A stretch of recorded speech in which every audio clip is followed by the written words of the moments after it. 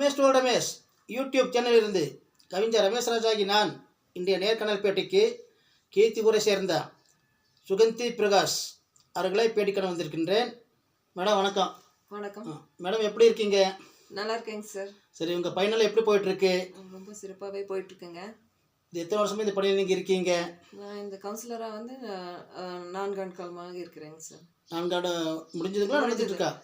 4 ஆண்டு இப்போ முடிய போகுதுங்க சார். சரி, உங்கள் பணியில் போது நீங்கள் செஞ்சால் அதாவது மறக்க முடியாத சேவைகள் இதை ஒன்று சொல்ல முடியுமா சார்? கேத்தி பொறுத்த வரைக்கும் குடிநீர் பிரச்சனை ரொம்பவே இருந்தது சார். இப்போ வந்து அந்த பிரச்சனை வந்து ஓரளவுக்கு வந்து நான் கட்டுப்படுத்திருக்கேங்க சார். இப்போ ரொம்ப நல்லாவே தண்ணி வருதுங்க. இந்த தண்ணி பிரச்சனை ஒன்றும் இல்லை? தண்ணி பிரச்சனை இப்போ ஒன்றும் இல்லை. சாலை வசதி எல்லாம் எல்லாம் இருக்குங்க சார். நான் ஃபுட்பாத் போட்டிருக்கேங்க சார். இப்போ வந்து நாங்கள் எங்களுக்கு வந்து ஒரு கிரவுண்டுங்க சார். அந்த கிரவுண்ட் வந்து பல காலமாகவே புல்வெளியாக தான் இருந்தது. அதை வந்து நான் இப்போ வந்து சிமெண்ட் தளமாக மாற்றிருக்கேங்க சார். அங்கே அது வந்து எங்களுக்கு வந்து சாவு அப்போ வந்து எங்களுக்கு வந்து ரொம்பவே அந்த இடத்துல தான் நாங்கள் வச்சு இது பண்ணிட்டுருக்கோம். ஃபஸ்ட்டெல்லாம் ரொம்பவே புல்வெளியாக இருந்தது, அங்கே போகவே முடியுது இல்லைங்க சார். இப்போ வந்து ரொம்ப நல்லா சிமெண்ட் தளமாக போட்டு மக்களுக்கு வந்து அது ரொம்பவே உதவியாக இருக்குங்க சார். திருப்திகரமாக இருக்குது. சிறப்பு சிறப்பு. நீங்கள் எத்தனாவது வார்டு கவுன்சிலராக இருக்கீங்க? நான் 9வது கேத்தி பேரூராட்சியில் வந்து நான் 9வது வார்டு கவுன்சிலராக இருக்கேங்க சார். இப்போதைக்கு ஏதாவது பணி நடந்து கொண்டு இருக்கிறதா? இப்போ வந்து இல்லைங்க சார். இப்போ எலெக்ஷன் டைம் இருந்தாலும் இப்போ இல்லை. இதுக்கப்புறம் வந்து வருங்க சார். 2-3 ஒர்க் வந்து நான் கொடுத்துருக்கேன். அது வந்து கண்டிப்பாக எலெக்ஷனுக்கு அப்புறம் அந்த வேலையும் நான் சிறப்பாக செஞ்சு முடிச்சிடுவேங்க சார். சரி, உங்களுக்கு இது இப்போ திமுக ஆட்சி இல்லையா? உங்களுக்கு வெட்டு வாய்ப்பெல்லாம் எப்படி இருக்கு?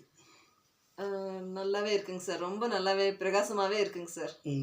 அது எப்படி சொல்கிறீங்க? மக்கள் வந்து நான் எப்போவுமே மக்கள் கூடவே நாங்கள் இருக்கிறதுனால அவங்க வந்து இப்போ எடுத்துக்கிட்டிங்கன்னா நிறைய திட்டங்கள் எல்லாம் முதலமைச்சர் ஐயா வந்து கொடுத்துருக்காங்க.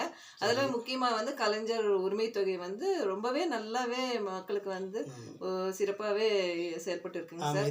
எதிர்பார்த்தேன். அடுத்தது இன்னும் 2 சொல்ல முடியுங்களா? விடியல் பயணம் சார். விடியல் பயணம் வந்து அவங்க சொல்லுவாங்க, நான் ஏதாவது ஊருக்கு போனேன்னா எங்களுக்கு வந்து நாங்கள் செலவு பண்ணாமையே நாங்கள் போயிட்டு வந்துடுவோம். எங்களுக்கு வந்து ரொம்ப அந்த திட்டம் வந்து எங்களுக்கு ரொம்ப பயனுள்ளதாக இருக்குதுன்னு சொல்கிறாங்க.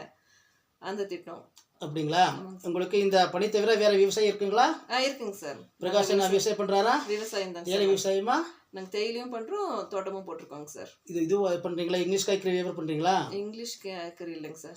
நாங்கள் இது தேயிலை மட்டும் தான். தேயிலை அது கூட கொஞ்சம் இது கேரட் பார்க்குறோம், கிழங்கு, உருளைக்கிழங்கு கொஞ்சம். ஆமாங்க சார். சரி, பரவாயில்ல. இப்போ நீங்க இது எந்த இது தொகுதிக்கு சேருது?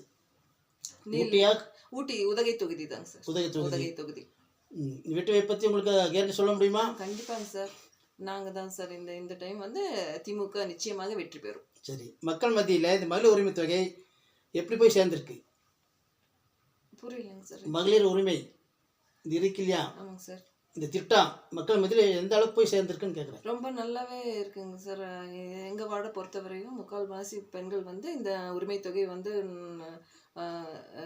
பயனுள்ளதாக இருக்குதுன்னு சொல்கிறாங்க. இன்னும் கொஞ்சம் ஒரு 4-5 பெண்கள் வந்து எங்களுக்கு வரலன்னு சொல்கிறாங்க. அவங்களுக்கும் வந்து நாங்கள் ரெடி பண்ணிட்டு இருக்கோங்க சார். அவங்களுக்குமே வந்துருங்க சார். சரி, உங்களுக்கு இந்த பணி வந்து முதல் அனுபவமா? இதுக்கு முன்னாடி இருந்திருக்கீங்களா? இல்லைங்க சார், கவுன்சிலராக வந்து இதுதான் எனக்கு வந்து முதல் முறை.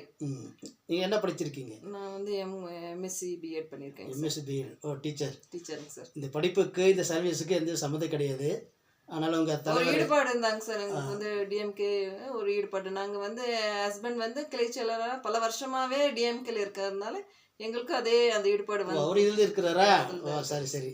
இங்கே லேடிஸுங்கிறதுனால உங்களுக்கு இது கிடைச்சிருக்கு, வாய்ப்பு கிடைச்சிருக்கு. சரி, எங்கள் சேனலை பற்றி என்ன நினைக்கிறீங்க? நல்லா சிறப்பாக செயல்பட்டு இருக்கீங்க சார். நீங்கள் நல்லா இருக்குங்களா? சரி, உங்கள் ஊர் பற்றி ஒரு 2 ஒரு சிறப்பு முக்கியமான பண்டிகை. இங்கே வந்து எத்தை பண்டிகை வந்து மிக சிறப்பாக நடந்துட்டு இருக்குங்க சார். வருஷம் வருஷம் வந்து டிசம்பர் இல்லைன்னா ஜனவரியில் வந்து இந்த பண்டிகை வந்து ரொம்ப நல்லாவே போயிட்டுருக்குங்க சார். எங்களுக்கு வந்து இதுதான் பெரிய பண்டிகைங்க சார். சரி, நல்லா கூட்டம் வருமா? எல்லா ஊர்லேருந்து வருவாங்க சார். அன்றைய நாள் குடிப்பீங்களா? கண்டிப்பாங்க சார். புகழ்பெற்ற பண்டிகை. ஆமாங்க சார். ஐத்தியம்மன் வந்து பிரசித்தி பெற்ற பண்டிகை தான். சரி, பரவாயில்ல சுகந்தி மேடம். இன்றைக்கி நான் வந்தப்போ நீங்கள் ஏதாவது ஒரு ஃபங்க்ஷன் இருந்தீங்க போல் இருக்கு. பரவாயில்ல, எனக்காக இந்த சேனலுக்காக நேரம் ஒதுக்கி பேட்டி கொடுத்தமைக்கு மிக்க மிக்க நன்றி. நன்றிங்க சார்.